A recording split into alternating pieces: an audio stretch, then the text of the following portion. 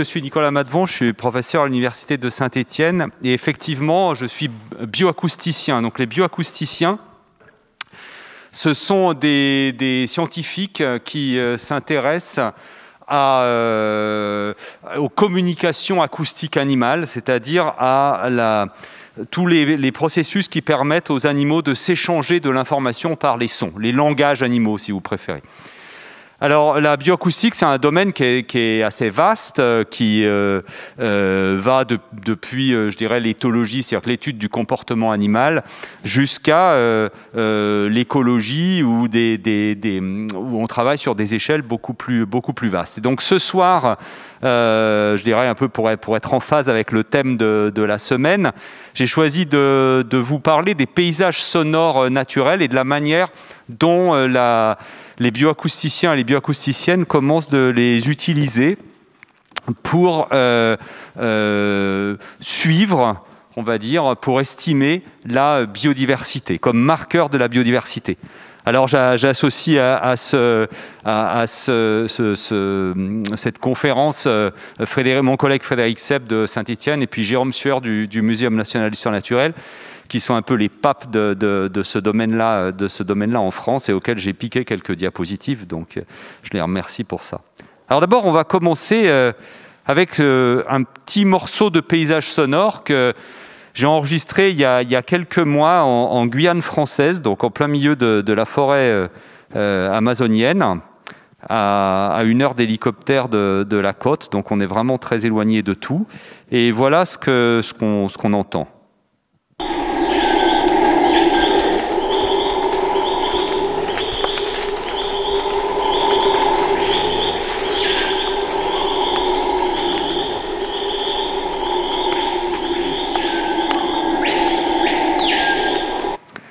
Voilà, alors, donc vous voyez, c'est un paysage sonore, il y a beaucoup de choses, on entend qu'il y a beaucoup de choses. Ici, ce que vous avez sous les yeux, c'est ce qu'on appelle un spectrogramme, c'est une représentation qui illustre ce que c'est qu'un son. Alors sur ce qu'on appelle l'axe des abscisses, l'axe horizontal, c'est le temps, et puis l'axe vertical sont les fréquences, c'est-à-dire plus vous êtes en haut, plus vous êtes dans les fréquences aiguës, les sons aigus, et plus vous êtes en près du zéro, plus vous êtes dans des séquences graves.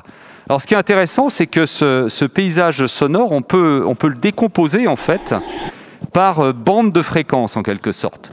Alors, si je prends la bande la plus grave, je vais entendre. Donc, j'ai filtré tout le reste, j'ai enlevé tout le reste. Il ne reste plus que la bande la plus grave. Voilà ce qu'on entend.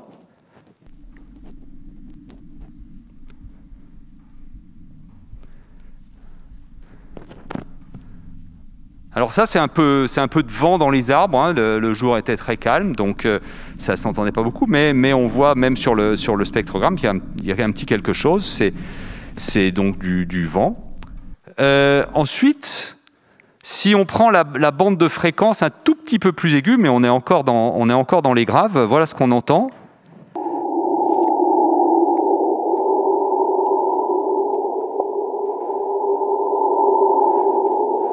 Alors ça, c'est très bizarre. En fait, ce sont des singes hurleurs. Et singes hurleurs sont des gros singes qui sont assez fréquents en forêt là-bas et qui font des chœurs. Ça, c'est quand on n'a jamais entendu ça la première fois qu'on l'entend dans la forêt, c'est un peu surprenant, surtout que c'est souvent la nuit, donc c'est un petit peu effrayant, surtout s'ils sont pas loin. Voilà. Ensuite, eh bien, on peut prendre la bande au-dessus, et là, on entend encore d'autres choses.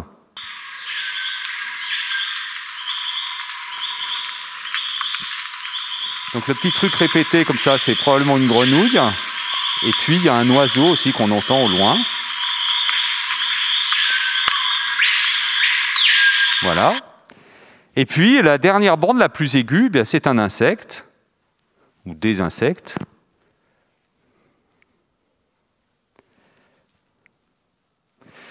Voilà, donc vous voyez qu'on peut décomposer comme ça un paysage sonore en y repérant finalement les différents animaux producteurs de sons qui sont dans l'environnement.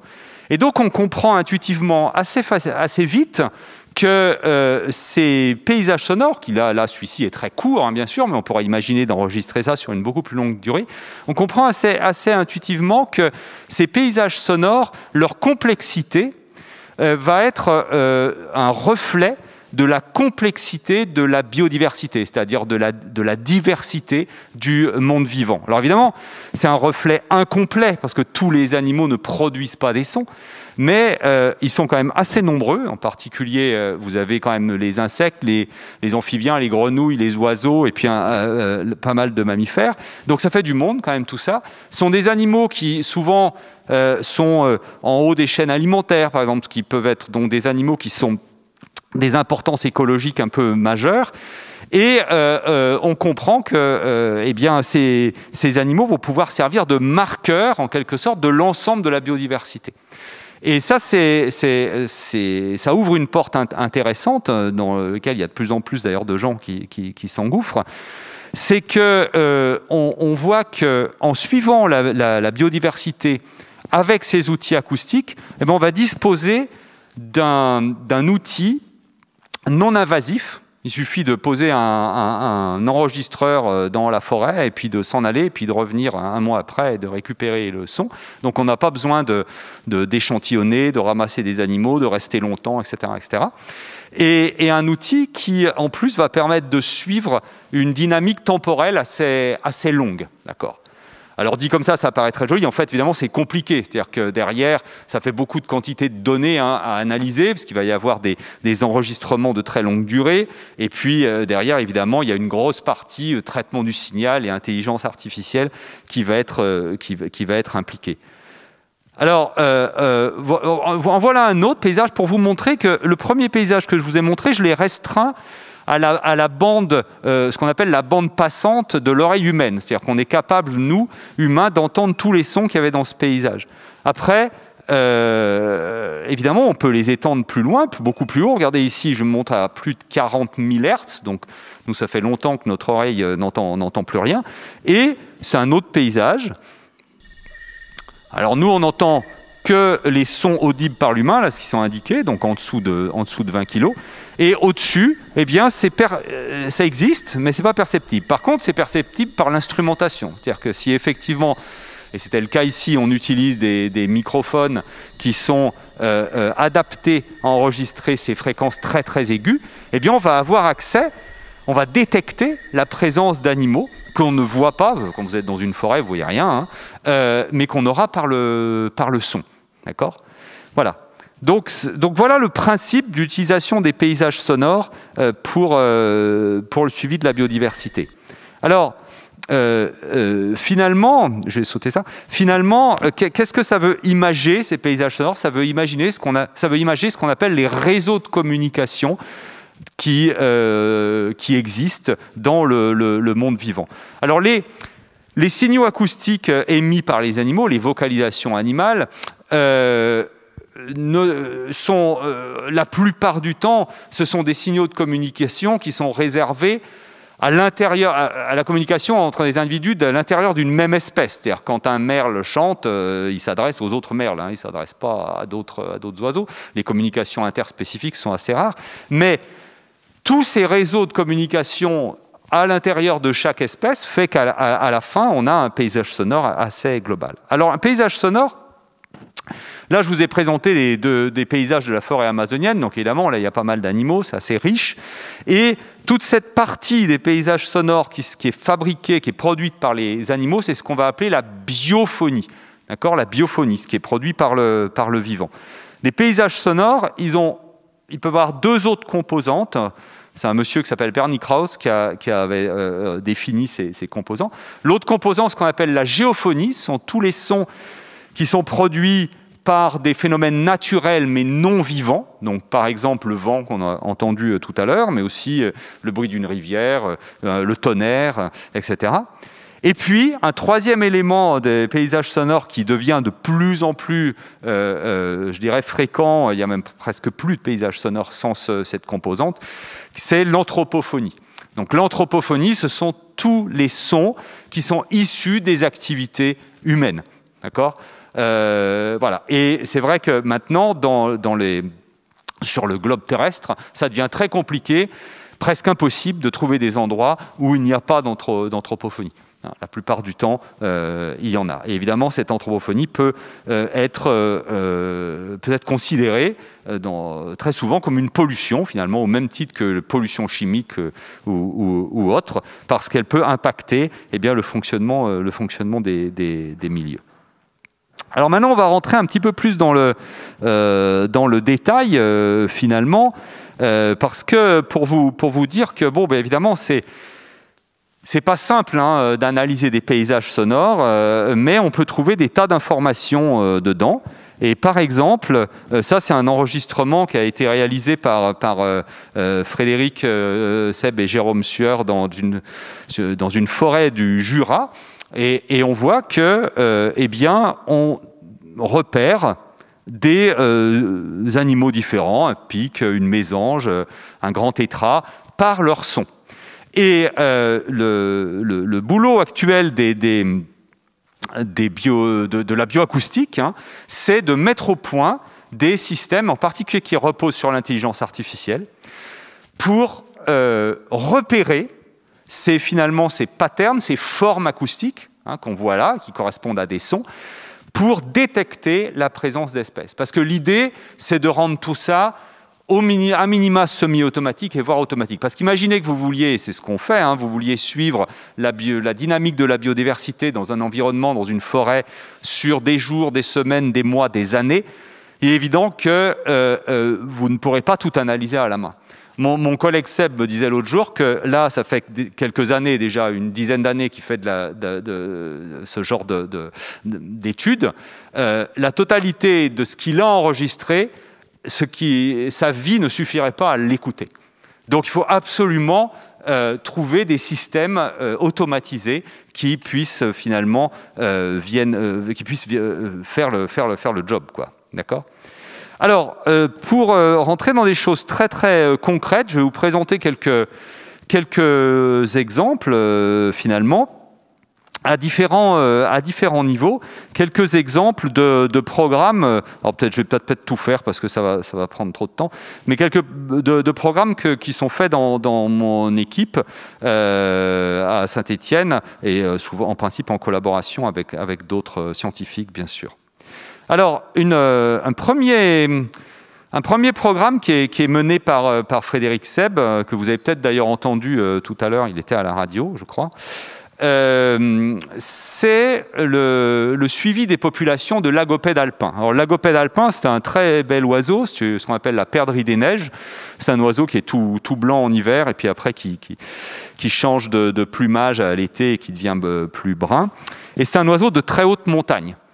C'est un oiseau qui subit donc de plein fouet les changements globaux, en particulier dans nos pays. Il reste des populations dans les Alpes et dans les Pyrénées à très haute altitude. Mais évidemment, c'est des populations qu'on appelle reliques, qui sont d'ailleurs des reliques de l'ère glaciaire et qui sont effectivement très menacées. Alors le but du programme là, c'est de compter, d'estimer finalement la population d'oiseaux, de la population de lagopèdes alpins, le nombre d'individus par des suivis bioacoustiques. Jusqu'à présent, comment on compte les lagopèdes alpins? On fait monter des gens dans la montagne une fois par an. Au petit matin, il fait encore nuit, il fait très très froid. Et là, il y a une dizaine de personnes qui sont dans le coin où on veut compter les lagopèdes. Et ils écoutent. Et quand ils en entendent un chanter, ils le notent et ils disent « Ah, il doit être par là ».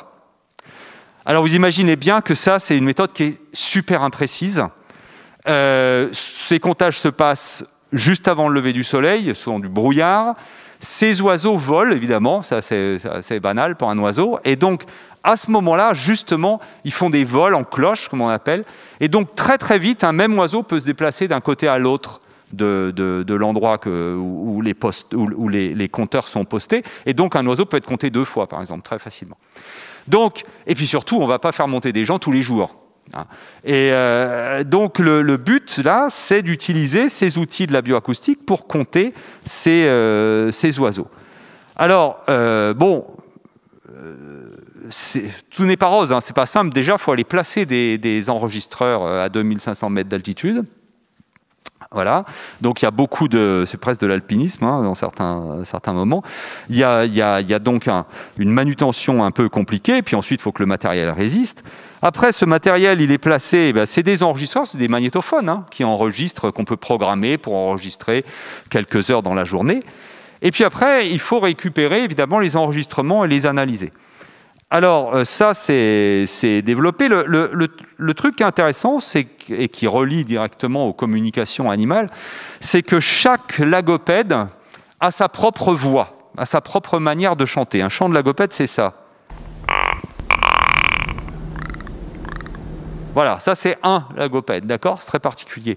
Eh bien, chaque individu va chanter de manière très légèrement différente, et ce qui fait que par des algorithmes d'analyse du signal dédiés, on va pouvoir, a posteriori, savoir qui est qui dans ce qu'on a enregistré. Et donc, on va pouvoir compter vraiment, littéralement, les individus présents. D'accord? Et ça permet de suivre les populations. Alors, c'est pas toujours très facile, hein, surtout à ces endroits-là où il y a des contraintes climatiques très fortes, hein, avec du vent, de la neige, du gel, etc., etc. Un autre programme qui est mené entre mon labo et puis le Muséum national de l'histoire naturelle et Jérôme Sueur, c'est un programme, alors là, où on ne va pas chercher à identifier une espèce, mais on va vraiment récupérer l'image globale du paysage sonore, mais on va la récupérer sur très longtemps. C'est un projet qui est mené dans la forêt, la réserve du Rizou, qui est une forêt du Jura, et c'est un programme sur 15 années. Donc l'idée, là, c'est vraiment d'utiliser la bioacoustique, les productions sonores animales, pour suivre un écosystème, pour suivre la dynamique d'un écosystème sur du long terme. Enfin, en tout cas, à l'échelle humaine, c'est du long terme. Donc, vous voyez sur l'écran une sorte de dispositif qui est fixé à un tronc d'arbre. Donc là, vous imaginez que vous en avez plusieurs dans la forêt qui sont posés comme ça. Vous avez un magnétophone et puis tout un tas de capteurs qui vont mesurer des données de température, de luminosité, etc., etc. Et c'est un milieu qui est assez intéressant, c'est un milieu qui est protégé d'abord, il y a pas mal d'espèces animales assez originales et rares, et l'idée c'est de suivre la richesse intrinsèque et de tester l'hypothèse que les changements globaux vont impacter ces choses-là, et on ne sait pas trop comment. Alors un exemple qui vient d'être publié là, c'est que par l'acoustique, par définition, on va repérer des espèces qui font du bruit. Et il y a deux exemples très différents. Voilà, vous avez des pics, vous connaissez les pics qui vont taper sur les troncs d'arbres pour signaler leur présence. Ça, on peut l'avoir par l'acoustique. Et puis, vous avez les insectes.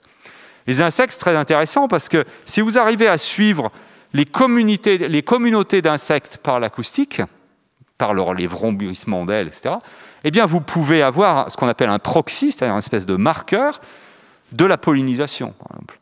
Parce que vous avez beaucoup d'insectes qui sont impliqués dans la pollinisation. Et là, il y a déjà eu des données assez intéressantes. Si vous regardez ce genre de graphique, vous voyez par exemple le graphique de droite, on va s'arrêter sur celui-ci. Vous voyez, l'axe horizontal, là, c'est une année, depuis août, septembre, octobre, etc., jusqu'à juillet-août. Et là, sur l'axe vertical, c'est l'heure de la journée. Donc, au milieu, ici, c'est midi. Hein. Entre 10 et 15, on est à midi. Et les couleurs représentent le nombre de détections dans le signal enregistré, le nombre de détections d'insectes, de bourdonnements d'insectes, de vibrations d'ailes d'insectes. On voit très bien que ces vibrations d'ailes d'insectes, elles sont cantonnées aux heures aux heures de la journée où c'est le jour, hein, donc elles sont cantonnées au jour, et puis elles sont cantonnées aux mois d'été et de printemps. D'accord ? Donc vous voyez bien que rien qu'avec cette représentation, une fois qu'on l'aura 15 fois sur les 15 années, eh bien on aura une image des communautés d'insectes de cette région. Multiplié par le nombre de capteurs, on aura une image assez bonne de ce qui se passe. Et si effectivement on mettra en relation tout ça avec des données de température, de luminosité, etc., eh bien on peut vraiment avoir, en utilisant ce signal sonore, une image du fonctionnement de l'écosystème. Ça va, c'est clair? Voilà, alors, quelle heure est-il? Là, c'est bon, j'ai encore du temps, oui. Alors, je vais prendre encore quelques exemples. Tiens, on va faire une petite incursion par le milieu marin, parce qu'on oublie souvent le milieu marin, mais le milieu marin, il échappe pas à l'anthropocène, et en particulier, il n'échappe pas à tous les bruits produits par les activités humaines. Et vous savez, dans l'eau, les sons se propagent très très bien, en fait. Hein, c'est un milieu qui est dit incompressible, ou peu compressible, oui, incompressible, ça. Et donc, du coup, les ondes sonores se déplacent très vite et très loin. Et contrairement à ce qui avait été énoncé il y a maintenant fort longtemps, l'océan n'est pas du tout le monde du silence. Hein. Il y a énormément d'animaux qui produisent des sons dans l'océan. Il y a beaucoup de poissons qui communiquent par des sons. Et vous avez aussi une multitude de crevettes, d'invertébrés qui font des claquements, etc. Et qui sont des signaux de communication. Ce n'est pas juste des bruits parce qu'ils marchent sur le sol, quoi. Et donc, et puis évidemment, alors, ce qui est plus connu, vous avez aussi tous les mammifères marins, les baleines, les dauphins, qui sont aussi des animaux très sonores. Donc bref, c'est un environnement qui est assez sonore. Hein. Donc vous avez des paysages sonores et qui sont maintenant de plus en plus perturbés par l'anthropophonie, c'est-à-dire par les bruits dus aux activités humaines. Alors un endroit un peu particulier où on peut utiliser l'acoustique, un endroit de l'océan un peu particulier où on peut utiliser l'acoustique pour suivre ce qui se passe, ce sont les récifs coralliens. Alors, les récifs coralliens, c'est un peu la forêt vierge, la forêt tropicale de la mer, si vous voulez. C'est des milieux qui sont extrêmement riches du point de vue de la biodiversité. Vous avez beaucoup d'animaux qui produisent des sons. Vous avez des poissons et vous avez beaucoup d'invertébrés, des crevettes, etc. Et ici, vous avez deux. Alors malheureusement, j'ai pas les sons de ça, mais vous avez deux représentations, deux sonographes du même endroit. D'un récif corallien qui a subi à un moment une tempête cyclonique, qui a détruit, qui a vraiment endommagé le récif. Et alors on voit très bien qu'avant le passage du cyclone, eh bien le paysage sonore est riche. D'accord ? Alors c'est moins joli qu'une forêt tropicale, bien sûr, hein, parce que bon, les poissons, c'est quand même un peu moins habiles pour produire des sons variés que les oiseaux, mais on voit quand même qu'il se passe beaucoup de choses là dans les basses fréquences. Tout ça, c'est des poissons. Et puis on a plein aussi de bruits qui sont produits par les invertébrés. Et après le passage du cyclone, pratiquement plus rien, parce qu'en fait, la vie a disparu du récif. Et par l'acoustique, on a pu suivre la reconquête, en quelque sorte, du milieu par les animaux. Alors, tiens, je vais vous faire quand même écouter un enregistrement sur un récif corallien. Ah, marche pas celui-là. Alors, attends, j'en ai un autre. Je pense, oui, voilà.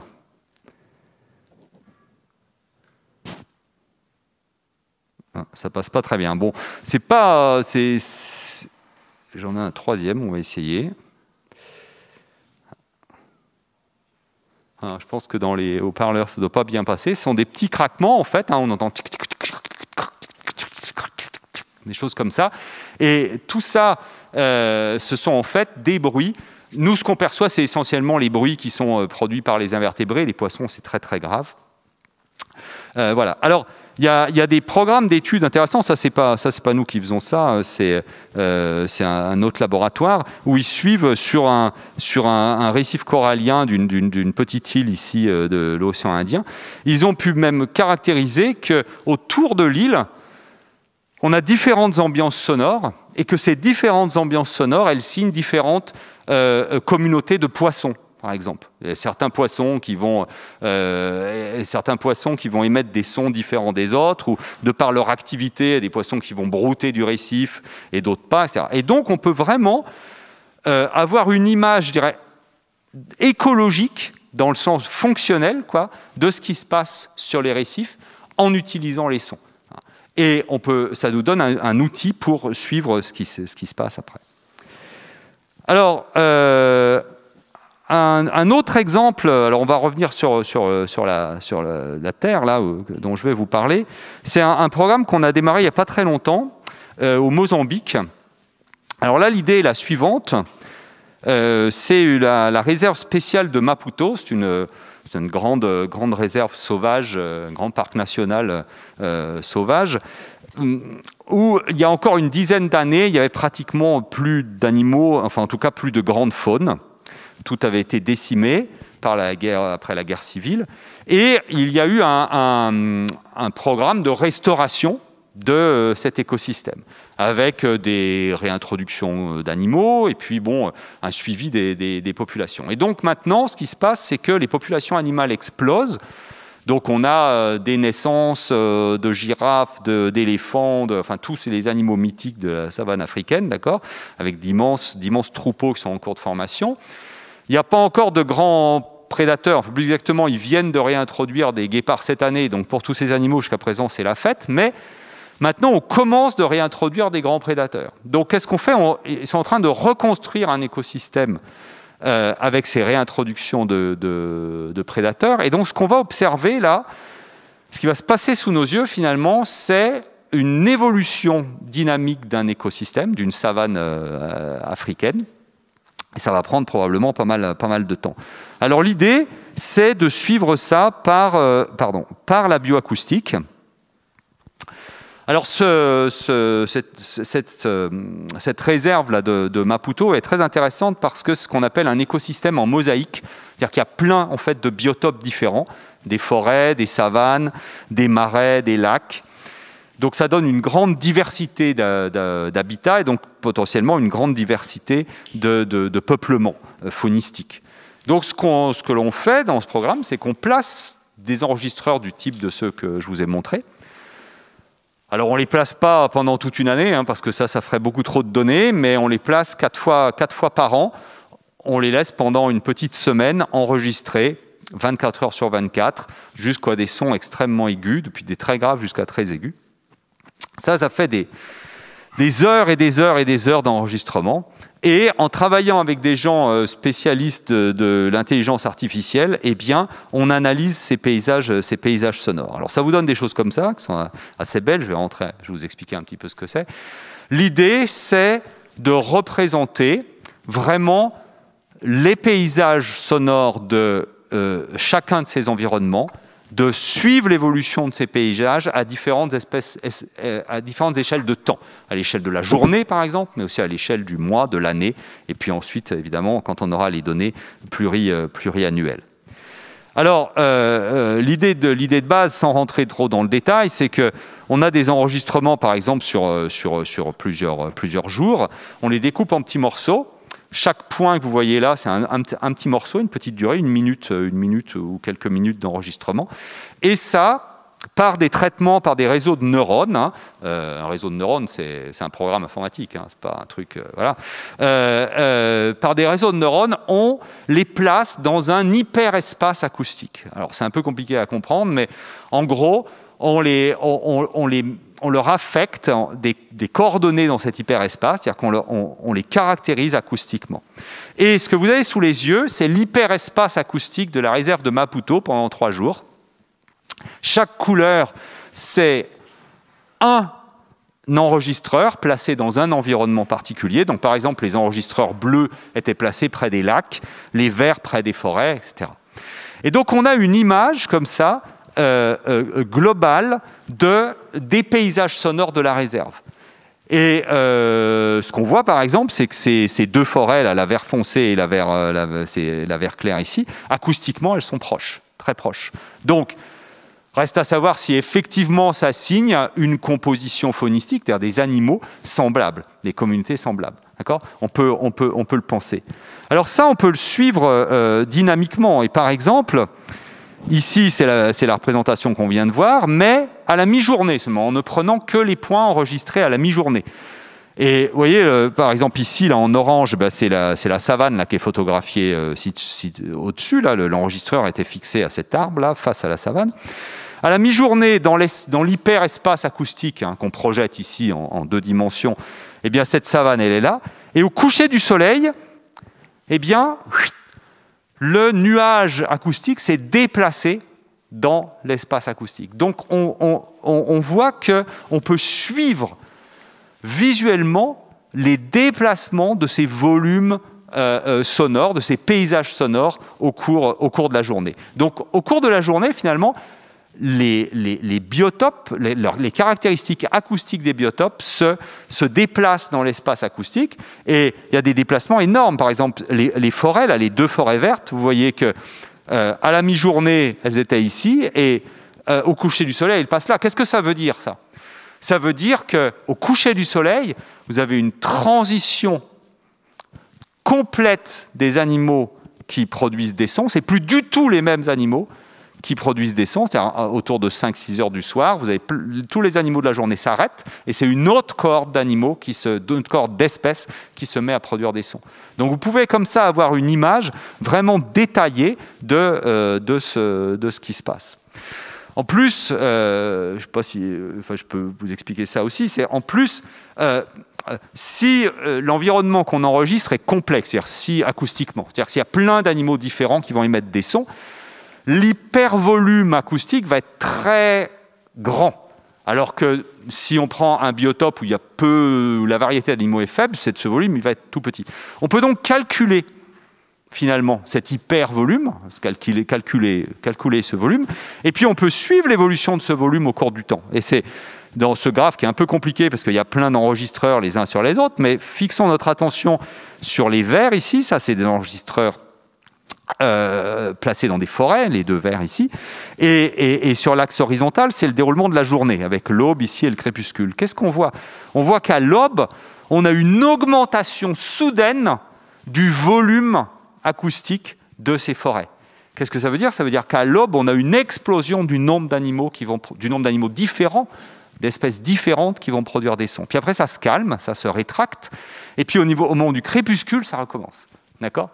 Donc ça peut donner des indications extrêmement intéressantes sur les moments à cibler, par exemple, pour sonder le paysage acoustique. Parce que ça représente des quantités énormes de données. Peut-être que quand on aura un peu affiné les choses, on dira il suffit d'enregistrer à tel moment de la journée, dans tel biotope, pour pouvoir avoir une image valide de la biodiversité de ce biotope. Voilà. Je ne sais pas si c'est facile à suivre, mais c'est pour vous montrer que vraiment il y a beaucoup de développement en la matière sur ces questions.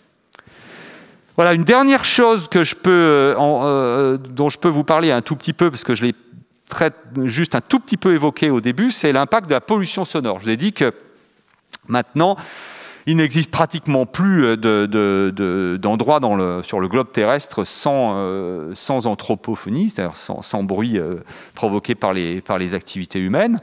Ça devient vraiment très rare. Et donc, c'est à considérer comme une pollution. Alors, elle peut être de faible ampleur, comme elle peut être d'ampleur importante. Et alors, cette pollution sonore, elle existe dans les milieux aériens, milieu terrestre.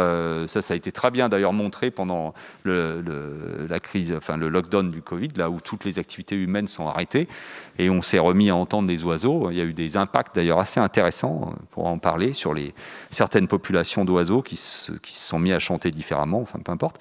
Mais il y a aussi un impact dans le milieu aquatique. J'ai évoqué tout à l'heure le milieu marin, mais c'est vrai aussi pour les milieux d'eau douce.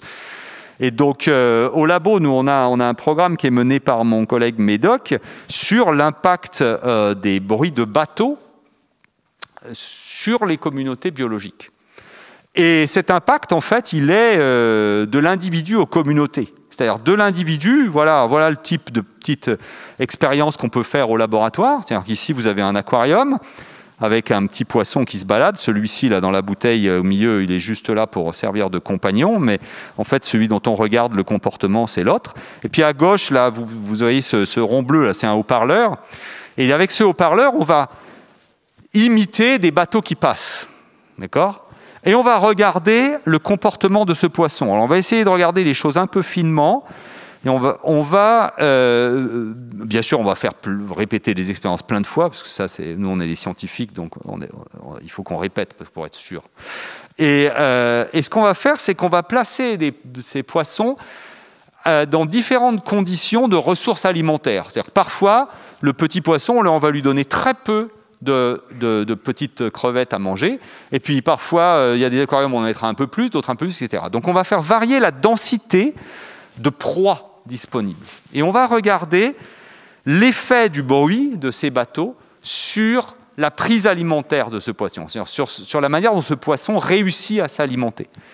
Et on va évidemment comparer entre des poissons qui subissent ces bruits et puis d'autres poissons qui, eux, seront sans bruit, ce qu'on appelle des témoins. Et ici, alors, c'est encore une courbe, vous allez me dire, mais c'est la réponse des poissons. On voit, sans rentrer dans les détails, on voit simplement que le poisson bleu, les poissons bleus, c'est ceux qui n'avaient pas de bruit de bateau. Les poissons rouges, c'est ceux qui avaient, poissons rouges si j'ose dire, c'est ceux qui avaient subi les bruits de bateau. Et on voit qu'en fait, ces bruits influent sur le comportement du poisson, surtout quand les proies ne sont pas très abondantes. Eh bien, les poissons, dans un milieu bruité, vont avoir un petit peu plus de mal à s'alimenter. Alors ça, vous allez dire, bon, c'est pas très étonnant, quand un bruit de bateau passe, on comprend bien que le poisson soit gêné, ça, c'est sûr. Mais ce qui nous intéresse, nous, c'est d'étudier les choses de manière plus globale. C'est-à-dire de dire, voilà, un poisson, quand il y a des bruits de bateau, il va modifier son comportement de prise alimentaire. Donc, par exemple, il va négliger. Normalement, il mange telle proie, là, ça va le gêner, donc il va négliger parce que cette proie est un peu trop rare. Il va se rabattre sur une proie plus abondante que normalement il n'aurait pas prise parce qu'il l'aime moins. Mais comme il est gêné par les bruits de bateau, il va se rabattre sur celle-ci. Ça, vous imaginez que ça peut avoir des conséquences au niveau de l'écosystème total, parce qu'en fait, ça peut modifier tous les équilibres. Si vous vous rappelez vos souvenirs de troisième avec les chaînes trophiques, vous vous rappelez que quand on touche un maillon d'une chaîne trophique, c'est-à-dire que les chaînes trophiques, c'est depuis les producteurs primaires, là, les plantes, et puis après, vous avez les animaux qui mangent les plantes, les animaux qui mangent les animaux qui mangent les plantes, etc., etc. Si vous touchez un maillon de cette chaîne, ça impacte tout ce qu'il y a au-dessous et tout ce qu'il y a en dessus. Donc on peut imaginer, parce que ça, c'est vraiment très peu étudié, donc c'est de l'ordre encore de l'hypothèse, on peut imaginer qu'une pollution sonore peut impacter un niveau de la chaîne, parce qu'elle est sensible au bruit, par exemple les poissons, et derrière, par effet cascade, avoir des conséquences sur les autres niveaux de la chaîne, y compris jusqu'au niveau les plus bas, c'est-à-dire y compris, pourquoi pas, sur les producteurs, ce qu'on appelle les producteurs primaires, c'est-à-dire les plantes, des choses comme ça. Et le tout, c'est d'arriver à mesurer maintenant, ce qu'on cherche à mesurer, c'est en gros le pouvoir tampon, c'est-à-dire la capacité à absorber les chocs, si vous voulez, de ces chaînes trophiques. Est-ce qu'effectivement, quand des poissons vont être affectés par les bruits de bateau, ça va vraiment impacter tout le monde, ou est-ce que les systèmes sont suffisamment résilients pour que l'impact de la pollution reste cantonné à un certain niveau de ces chaînes trophiques? Ça, pour l'instant, on ne sait pas encore répondre à cette question. Et donc ça, c'est quelque chose que pas mal de gens commencent d'étudier. Voilà, je crois que je suis arrivé à la fin du speech, donc je vous ai présenté rapidement tout ça. Si vous voulez en savoir plus, je vous invite à aller écouter des podcasts que j'ai enregistrés qui s'appellent Baleines sous gravillon, où on a enregistré pratiquement 7 heures de podcast sur la bioacoustique et sur tous ces aspects-là. Donc, ils sont complètement disponibles. Vous n'êtes pas obligé d'écouter pendant 7 heures, c'est pas ce que je veux dire, mais il y a de quoi faire. Et puis, sinon, il y a effectivement le bouquin « Les animaux parlent » où j'aborde toutes ces questions.